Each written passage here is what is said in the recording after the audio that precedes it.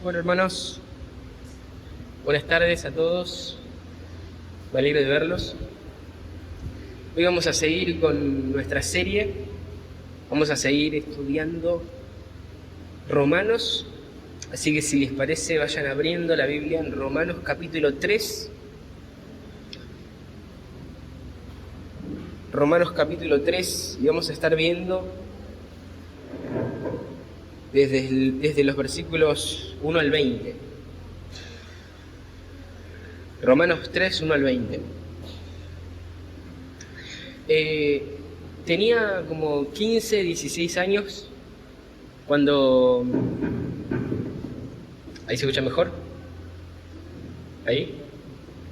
Tenía como 15, 16 años cuando me encontré con una novela que ya es un clásico moderno, que se llama El Señor de las Moscas, que es una historia sobre un grupo de nenes entre 6 y 12 años que sobreviven a un accidente aéreo y que quedan varados en una isla tropical desierta, sin adultos.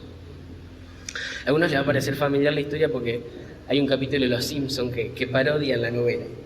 Pero el punto es, al principio estos chicos intentan organizarse de forma racional, eligen líderes, establecen reglas, se asignan tareas para cubrir sus necesidades y para buscar métodos para que puedan ser vistos, para que los puedan rescatar, y empieza así, bien.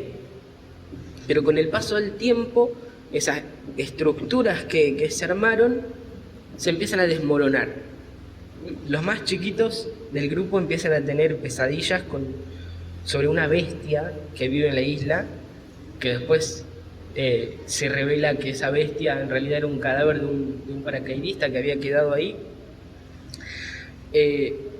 Algunos empiezan a hacer lo que les parece, en vez de cuidar sus tareas asignadas, hacen otras cosas. Por ejemplo, hay un grupo que tenía la tarea asignada de mantener una hoguera prendida para que si pasaba algún barco, algún avión, lo puedan ver el humo y los puedan rescatar. Bueno, ellos descuidan esa hoguera por ir a cazar cerdos. Entonces en un momento un barco pasa, la hoguera estaba apagada porque la habían descuidado por ir a cazar cerdos y entonces nadie los ve. Eso trae conflictos, se empiezan a pelear y empieza a haber luchas de poder y se terminan dividiendo en tribus más chicas. Y así avanza la historia y todo se va poniendo cada vez más caótico, y cuando te das cuenta ya está reinando la violencia entre ellos y la necedad absoluta.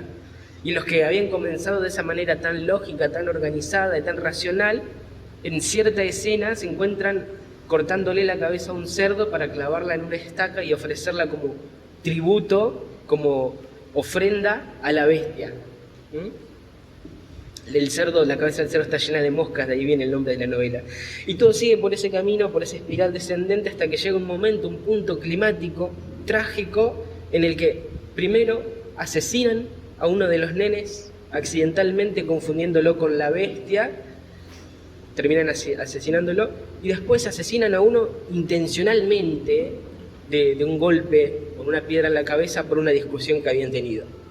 Y al final de la novela son rescatados cuando uno de ellos se topa con un marinero del ejército mientras estaba huyendo en una persecución violenta, salvaje, porque los otros querían matarlo. Es una novela muy interesante que plantea una pregunta interesante. A mí en ese momento, cuando la leí, me planteó una pregunta que hasta entonces no me la había hecho, y es esta pregunta de: ¿el ser humano es naturalmente bueno y es la sociedad la que lo corrompe? ¿O en realidad es naturalmente malo? Esa es la pregunta. ¿El hombre es naturalmente bueno o es naturalmente malo? ¿Se hicieron esa pregunta alguna vez? En aquel momento me puse a investigar sobre el tema. Todavía no conocía al Señor, así que leí algunas cosas que han dicho filósofos, que han dicho sociólogos, que han dicho antropólogos, y leí diferentes opiniones. El autor de la novela evidentemente sugiere que el mal no viene solo de las estructuras externas, sino que está arraigado en el corazón, porque eran niños, ese era el mensaje de la novela. Pero también hay quienes piensan que el ser humano es bueno, nada más que a lo largo de su crecimiento, de su desarrollo, poco a poco va siendo corrompido y afectado por las estructuras externas. Hay gente que piensa que la suma total del bien que es hecho en el mundo es superior, es más grande que la suma total del mal cometido en el mundo. Hay gente que piensa eso, hay autores que dicen eso. Hay un filósofo suizo muy conocido llamado Rousseau que dijo: el hombre es naturalmente bueno. El hombre salvaje, cuando ha comido, está en paz con toda la naturaleza y es amigo de su prójimo. Esa es la conclusión a la que llega en un ensayo suyo. Creía haber demostrado eso. Ahora, ¿a ustedes qué les parece? ¿Ustedes qué piensan? ¿Hay esperanza en la humanidad? ¿Las buenas obras del mundo superan a las malas? ¿Es solamente algunas manzanas podridas las que arruinan todo el cajón? ¿Es el sistema, la sociedad, la cultura, las leyes lo que terminan por corromper a niños que nacieron naturalmente buenos? ¿El hombre es naturalmente bueno o es naturalmente malo? Bueno, les voy a decir lo que dice la Biblia. No hay justo ni aún uno. Eso es lo que dice nuestro texto, el texto de hoy. Vamos a leerlo, capítulo 3 de Romanos, desde el versículo 1 al 20. Vean lo que dice. ¿Cuál es entonces la ventaja del judío? ¿O cuál es el beneficio de la circuncisión? Grande en todo sentido. En primer lugar, porque a ellos les han sido confiados los oráculos de Dios. Entonces, ¿qué? Si algunos fueron infieles, ¿acaso su infidelidad anulará la fidelidad de Dios? De ningún modo. Antes bien se ha hallado Dios veraz, aunque todo hombre se ha hallado mentiroso, como está escrito, para que seas justificado en tus palabras y venzas cuando seas juzgado. Pero si nuestra injusticia hace resaltar la justicia de Dios, ¿qué diremos? ¿Acaso es injusto el Dios que expresa su ira? Hablo en términos humanos. De ningún modo. Pues de otra manera, ¿cómo juzgaría Dios al mundo? Pero si por la mentira la verdad de Dios abundó para su gloria, ¿por qué también soy yo juzgado aún como pecador? ¿Y por qué no decir, como se nos calumnia y como algunos afirman de nosotros, que decimos, hagamos el mal para que venga el bien? La condenación de los tales es justa. Entonces, ¿qué? ¿Somos nosotros mejores que ellos? De ninguna manera, porque ya hemos denunciado que tanto judíos como griegos están todos bajo pecado. Como está escrito, no hay justo ni aun uno, no hay quien entienda, no hay quien busque a Dios. Todos se han desviado, a una se hicieron inútiles, no hay quien haga lo bueno, no hay ni siquiera uno. Sepulcro abierto es su garganta, engañan de continuo con su lengua, veneno de serpientes hay bajo sus labios. Llena está su boca de maldición y amargura, sus pies son veloces para derramar sangre, destrucción y miseria hay en sus caminos, y la senda de paz no han conocido. No hay temor de Dios delante de sus ojos. Ahora bien, sabemos que cuando dice la ley, lo dice a los que están bajo la ley, para que toda boca se calle y todo el mundo sea hecho responsable ante Dios. Porque por las obras de la ley ningún ser humano será justificado delante de él, pues por medio de la ley viene el conocimiento del pecado. Amado Padre, Señor nuestro, te agradecemos. Gracias por esta oportunidad que nos das de estar juntos nuevamente, de cantarte, de darte gloria y también de estar ante tu palabra, Señor. Especialmente ayúdanos en este momento, por medio de la asistencia de tu Espíritu, a escuchar tu palabra, a escuchar en el sentido espiritual de la palabra lo que tenés para decirnos por medio de la Escritura, Señor. Ayúdanos a estar atentos, a tener corazones enseñables y que estén con los oídos prestos a escucharte, Señor, por medio de la Biblia. Te lo pedimos en el nombre de Jesús. Amén. Bien, el lenguaje que usa Pablo en este texto es judicial. Acá nosotros vamos a presenciar un juicio y no somos simplemente espectadores. En este juicio, Dios está en el estrado del juez y nosotros Toda la humanidad estamos sentados en el banco de los acusados. En este juicio vamos a ver una acusación, vamos a ver una presentación de evidencia y finalmente vamos a escuchar un veredicto. Repasando un poco el contexto de lo que vimos previamente, recordemos que Pablo ya viene hablando desde hace un rato de la culpabilidad del hombre delante de Dios. Y él habla de esto para demostrar la necesidad que hay de que la justificación sea por fe, que eso es justo lo que va a venir después de este texto, el domingo que viene, si Dios quiere.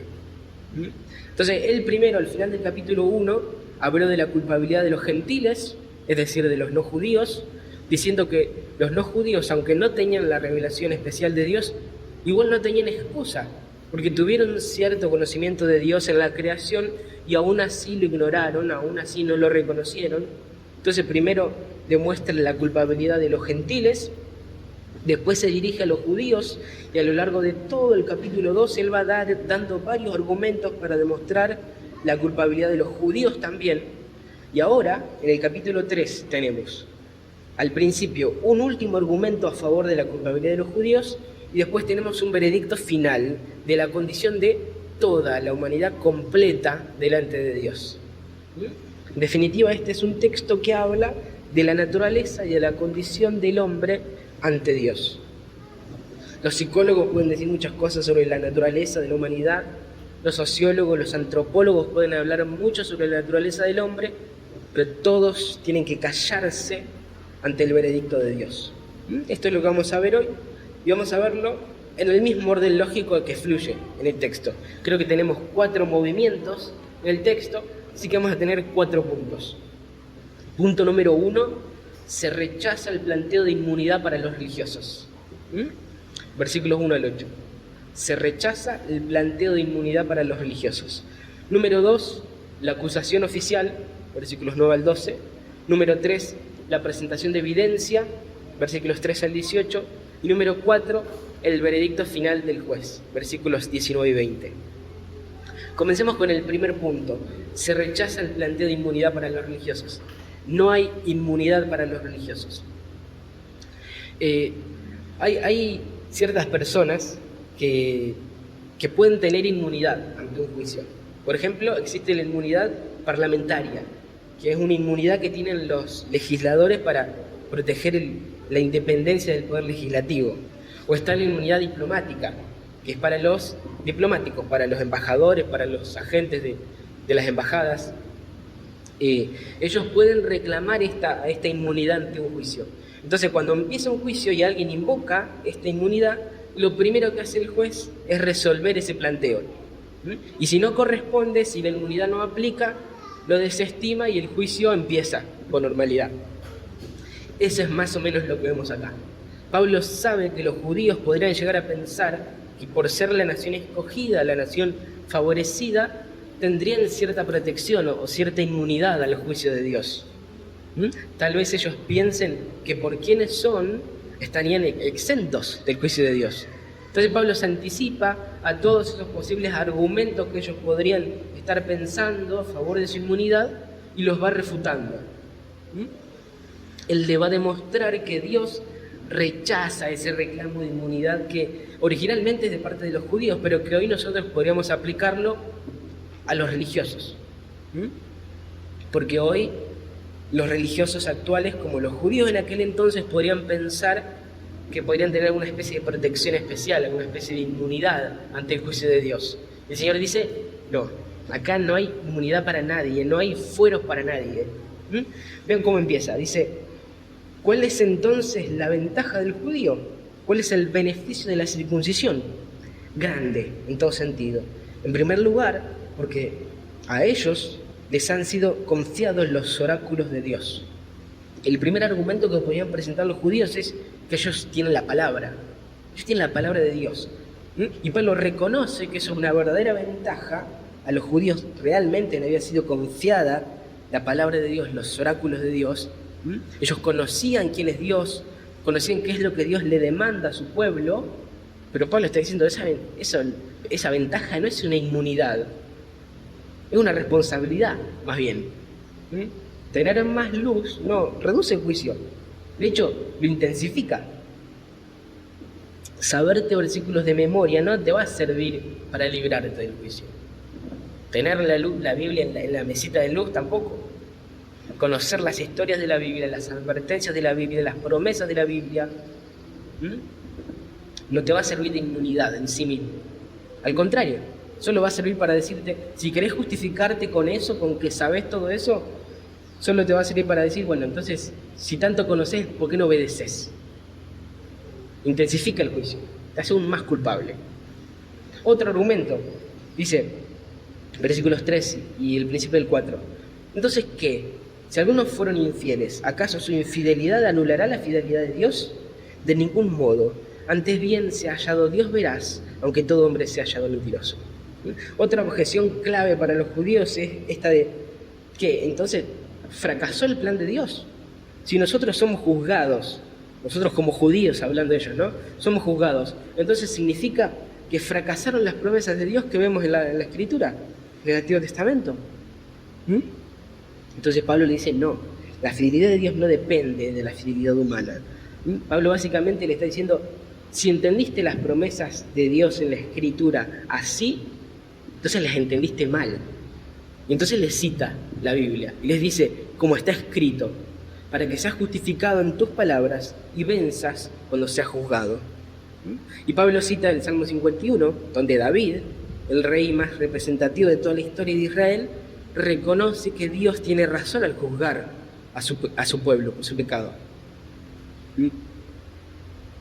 Eso es lo que le dice, que las promesas de Dios no los libran, no los eximen del juicio.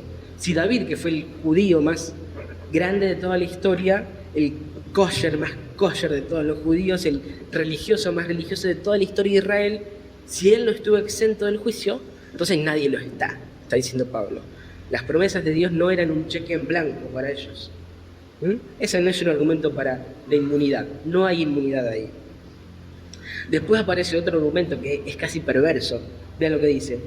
Pero si nuestra injusticia hace resaltar la justicia de Dios, ¿qué diremos? ¿Acaso es injusto el Dios que expresa su ira? Hablo en términos humanos. De ningún modo, pues de otra manera, ¿cómo juzgaría Dios al mundo? Esto es tremendo. Esto es casi una acusación contra Dios, porque el argumento es algo así. Es como, ¿no es injusto que Dios haga resaltar su propia justicia al juzgarnos a nosotros? ¿No es injusto que Dios de alguna manera esté obteniendo crédito a través de nuestro fracaso? Es algo así. Es un argumento tan ridículo, tan insolente, que Pablo no puede evitar aclarar, estoy hablando en términos humanos al decirlo. Igualmente no debería sorprendernos lo ridículo y lo retorcido que es, porque nosotros sabemos bien cuán capaces somos de retorcer las cosas con tal de zafar.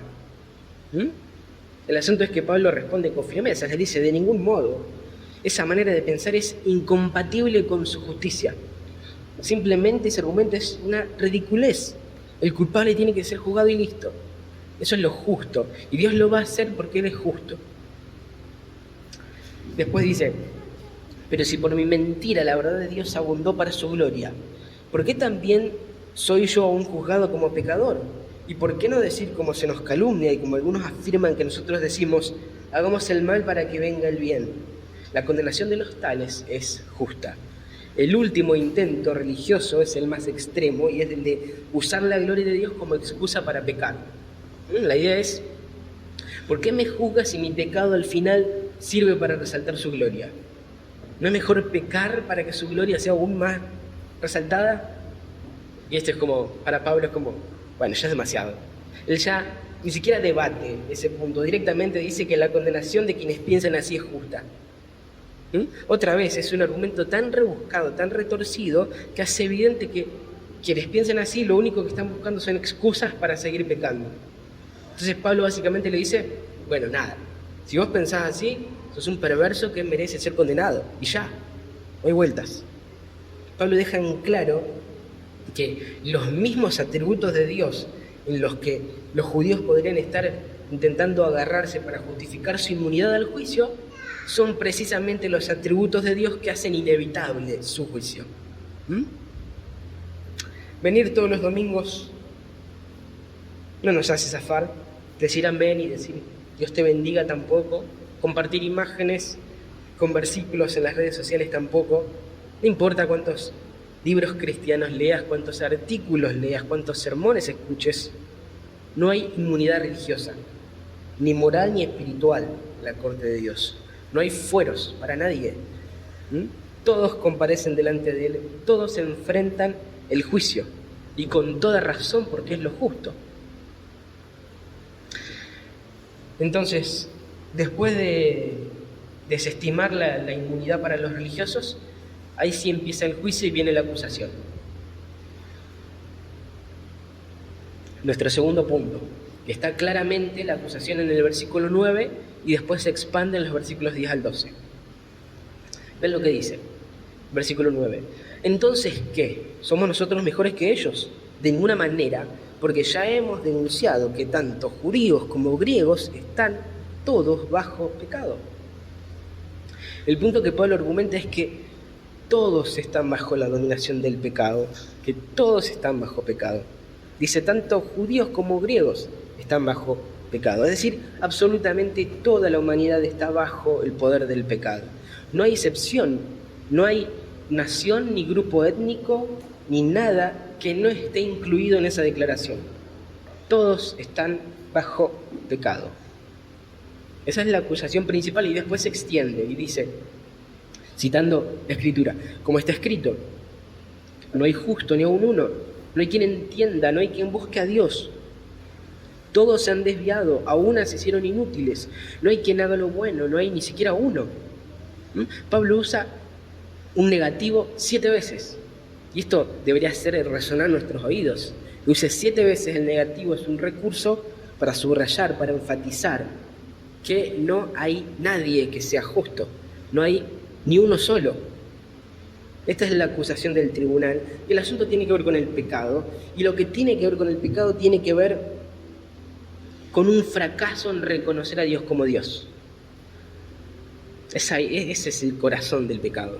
Porque, hermanos, antes de que el pecado tenga que ver con malas acciones, es algo que tiene que ver con una actitud del corazón. Todo pecado empieza en el corazón. Todo pecado se trata de una actitud de no reconocer a Dios en el corazón. Todo pecado es fundamentalmente un asunto vertical. Siempre, primero y principalmente, el pecado es una ofensa contra Dios. Por eso el Señor Jesús resume toda la ley en el hecho de amar a Dios con todo tu corazón, con toda tu alma, con toda tu mente.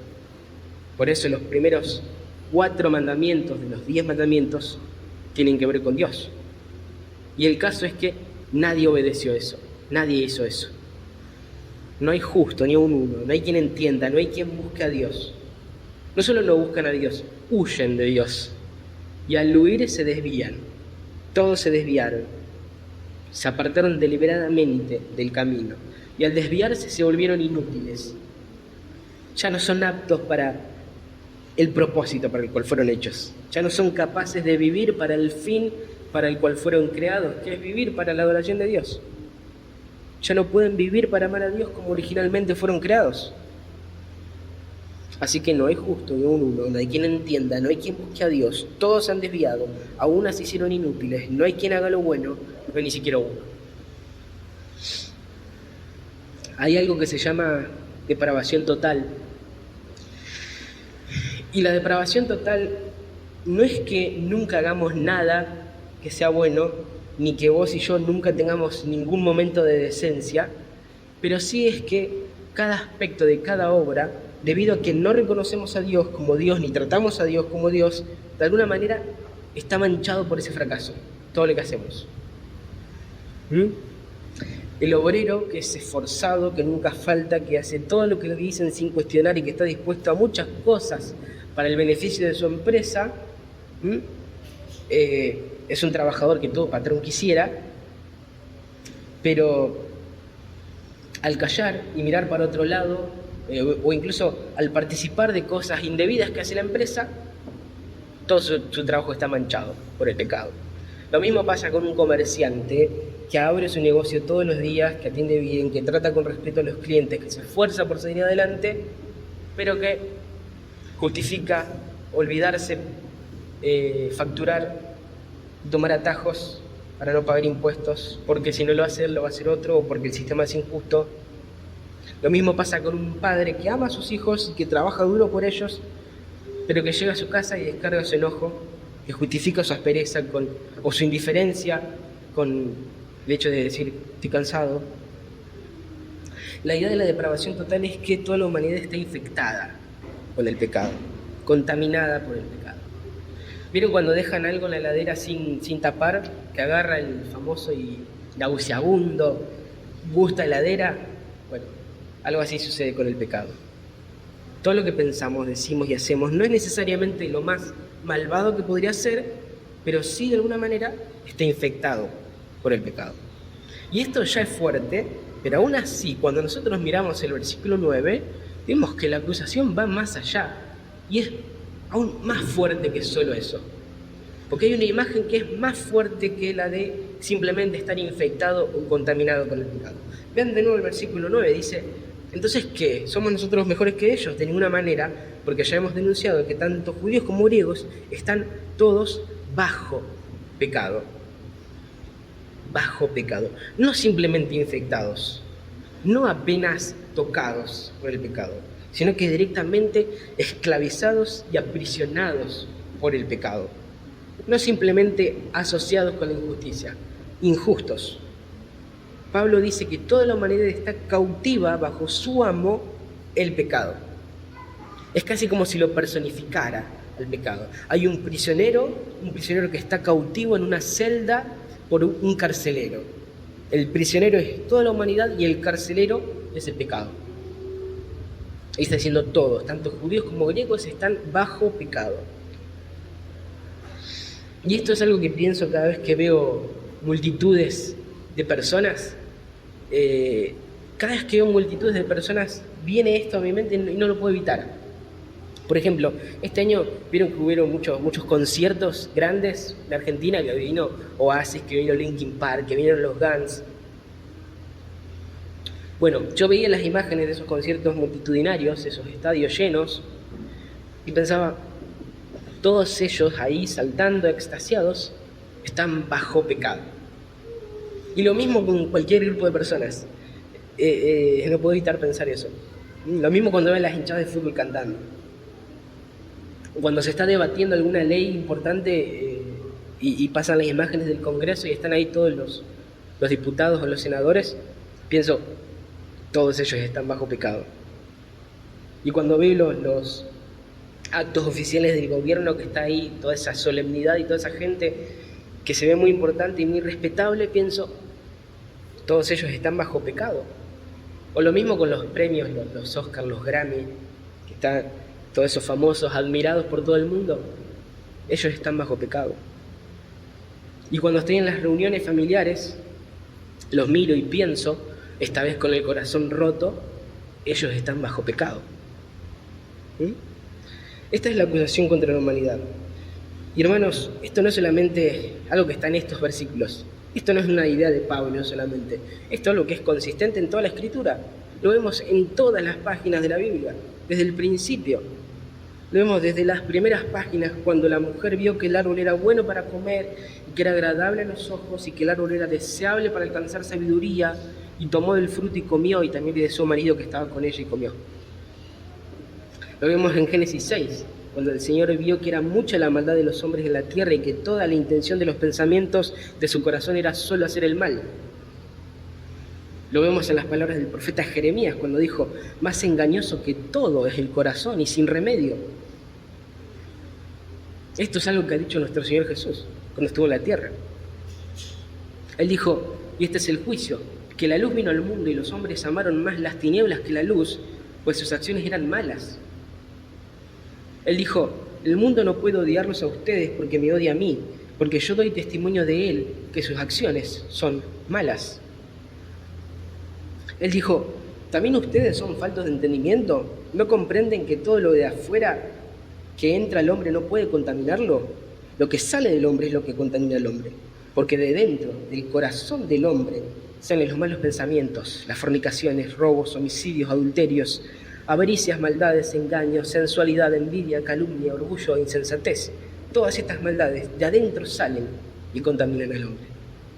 Respondiendo a la pregunta que nos hicimos al principio. Él dijo, en verdad les digo que todo el que comete pecado es esclavo del pecado. Noten ahí otra vez, el pecado personificado de nuevo como el amo de sus esclavos y el carcelero de sus prisioneros. Hermanos, hay algo que nosotros necesitamos entender, y es que toda la humanidad está bajo pecado, que no hay nadie que esté exento de eso. Tu papá que amás, siempre trabajó por vos un montón, que te enseñó un montón de cosas. Tu mamá, que es la persona más adorable que conoces, que te enseñó muchos buenos valores. Tu hijo, tus hermanos, las personas honorables que admirás, todos bajo pecado. No hay nadie lo suficientemente bueno. No hay nadie que ame lo suficiente a Dios. Todos lo rechazaron y todos hicieron lo malo. La Biblia dice, no hay justo, ni aún uno. La acusación es, no hay quien entienda, no hay quien busque a Dios. Todos se han desviado, aún se hicieron inútiles. No hay quien haga lo bueno, no hay ni siquiera uno, porque absolutamente todos están bajo pecado.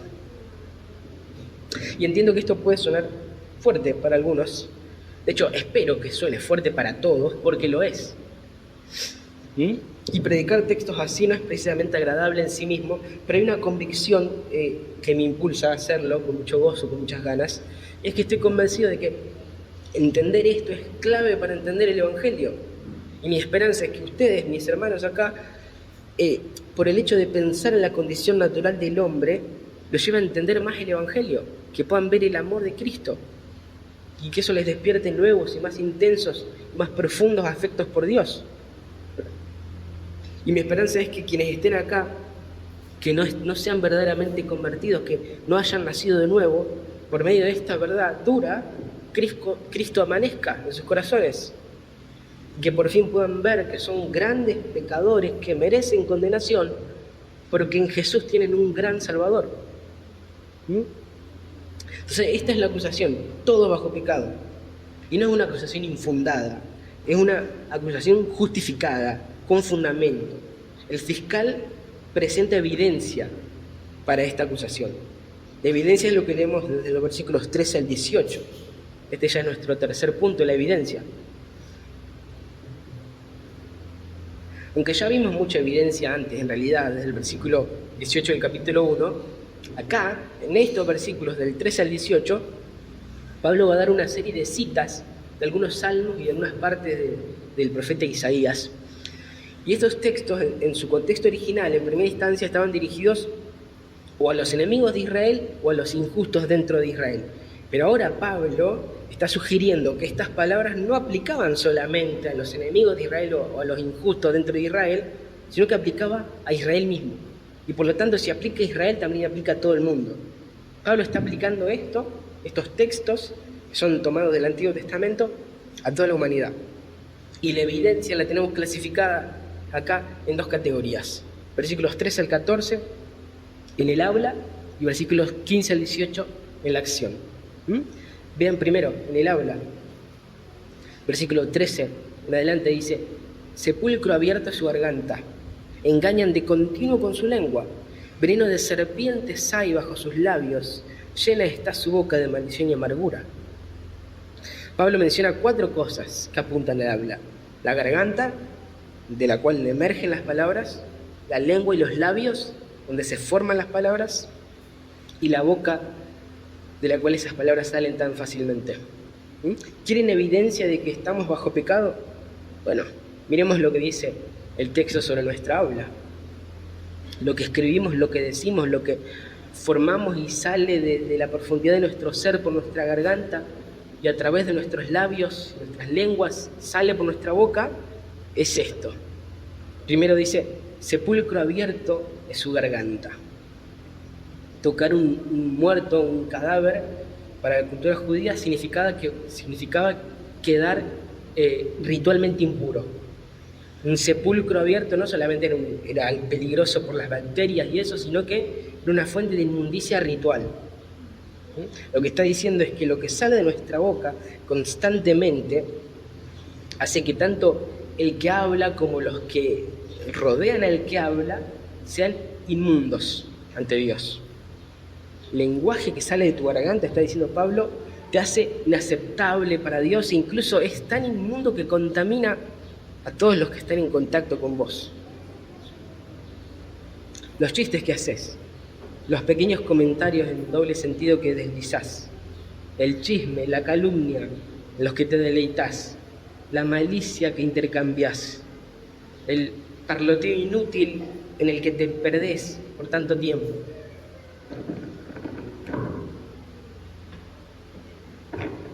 Todo eso te hace inmundo delante de Dios. Lo que sale de tu garganta lo contamina todo a tu alrededor con inmundicia, como lo hace un sepulcro abierto, dice Pablo.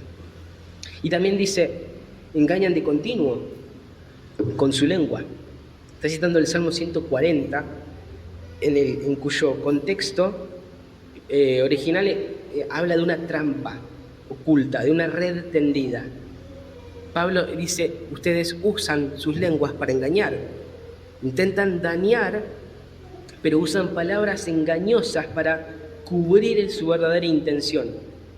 Tienen dos caras, con adulación y con tono amistoso ocultan sus verdaderas intenciones.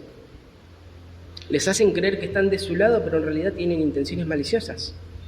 Mientras en su cara les dicen una cosa, por detrás traman otras. Veneno de serpiente hay bajo sus labios, dice. La charla suave y el doble discurso de la lengua no solo son engañosos, sino que directamente ocultan veneno mortal.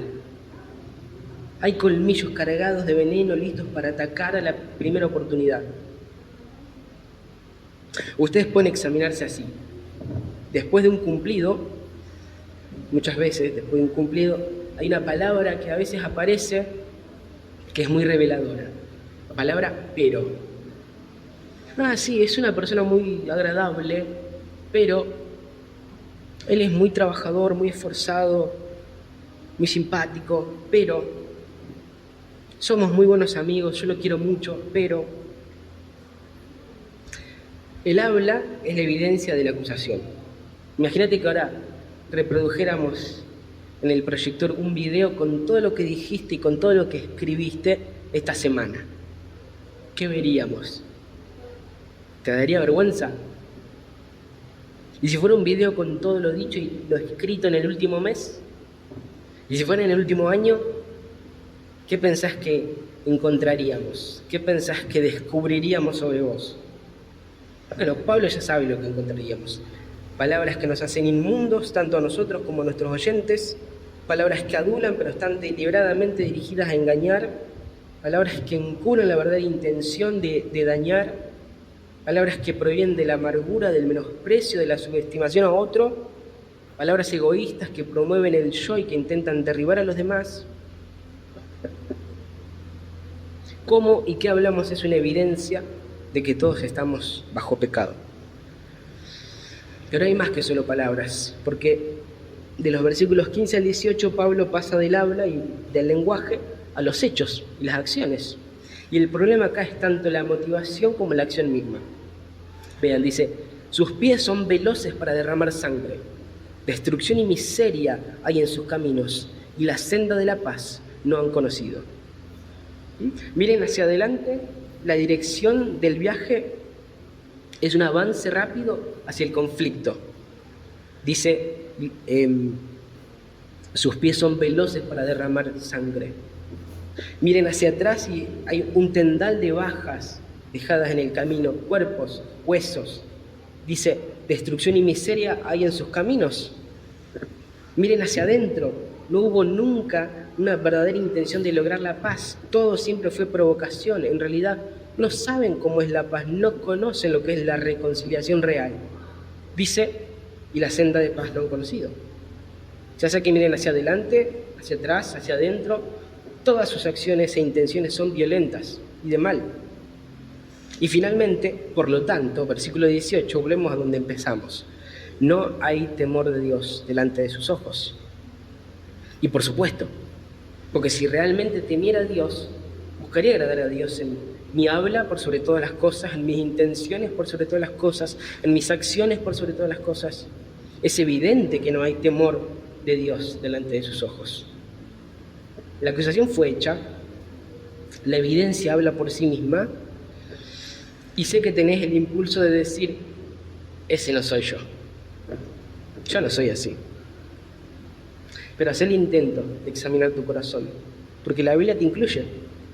Dice que ese sos vos. Entonces, examinar las verdaderas intenciones detrás de las conversaciones que has tenido. Por ejemplo, sé que si buscas vas a encontrar alguna ocasión en la que dijiste algo que salió de tus labios diseñado para adular, pero para engañar. Y ahora pregúntate, ¿qué pensás que estaba pasando realmente en tu corazón en ese momento? ¿Había realmente temor a Dios en ese momento? Lo más probable es que no. ¿Cuál es tu visión de la humanidad? ¿La suma total del bien supera la suma total del mal? A pesar de la evidencia de lo contrario, ¿el hombre es esencialmente bueno? Solo tenemos que mirar la evidencia. Y así es como Pablo llega al veredicto. Estas son las palabras finales que enumeran el cargo contra la humanidad. Ahora bien, sabemos que cuanto dice la ley, lo dice a los que están bajo la ley, para que toda boca se calle y todo el mundo sea responsable, hecho responsable ante Dios. Porque por las obras de la ley ningún ser humano será justificado delante de él, pues por medio de la ley viene el conocimiento del pecado. Hay un ejercicio que hacemos cuando estudiamos un pasaje, un texto, y es el de dividir el texto en diferentes secciones y ponerles un título que resuma el significado de cada sección. Mi título para esta sección es Cállate la boca. Y no es muy educado, pero creo que encaja. Ahora bien, sabemos que cuando la ley dice la ley, lo dice a los que están bajo la ley, para que toda boca se calle. ¿Sabes por qué digo que este sos vos y que te incluye? Porque esto es universal, porque este texto es para toda la humanidad. No hay grupos a los que no aplique. Este texto aplica a toda la humanidad. Ningún humano será justificado ante los ojos de Dios por las obras de la ley. Ninguno, nadie puede. Entonces el juez básicamente está diciendo, cerrá la boca, por favor, no hables más. Porque no tenés nada que argumentar, no tenés nada que apelar, no tenés ninguna excusa. Sos culpable y no podés alegar nada. Por la ley, en las obras de la ley, ningún ser humano va a ser justificado nunca. No tenés de dónde agarrarte.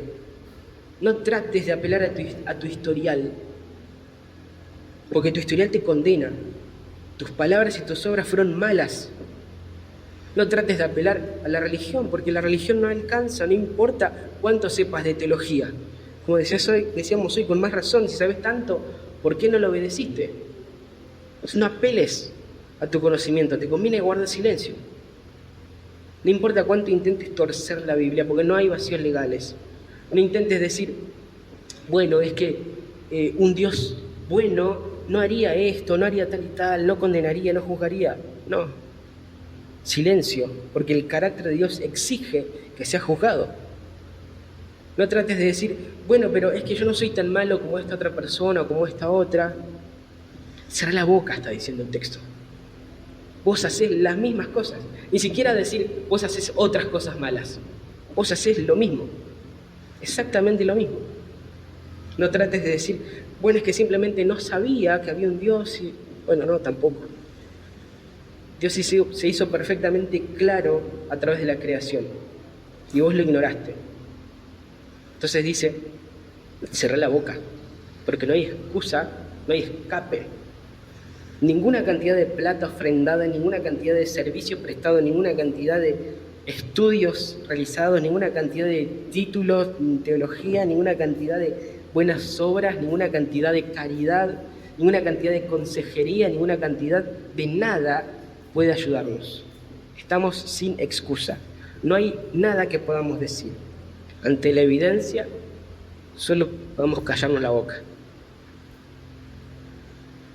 Y son palabras duras, las de Pablo, pero nos dice esto porque él quiere que nosotros veamos que estamos condenados y que no hay nada que podamos hacer o decir por nuestra cuenta.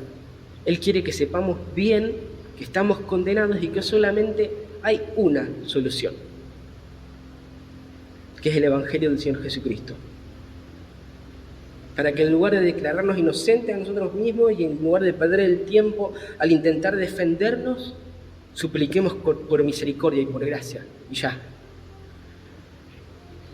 Porque el juicio ya fue emitido, porque el veredicto ya fue leído para toda la humanidad. Ya se leyó, es culpables.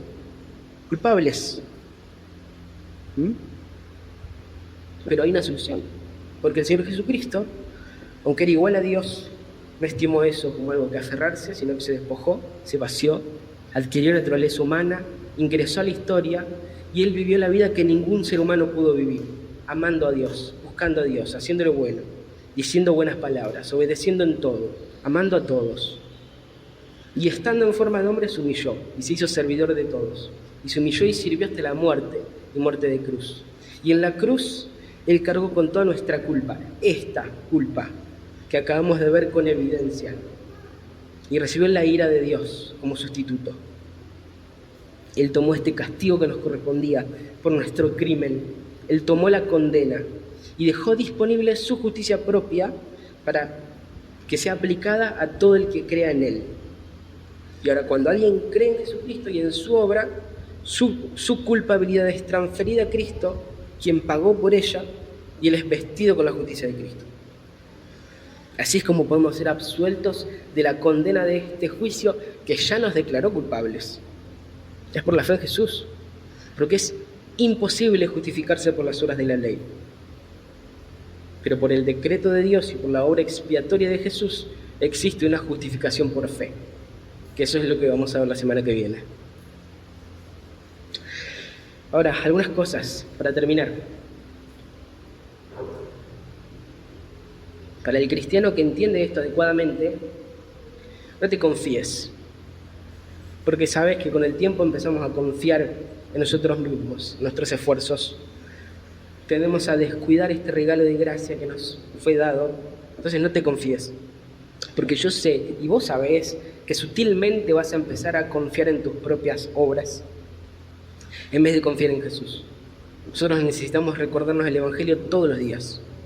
Predicate el Evangelio todos los días, no te descuides.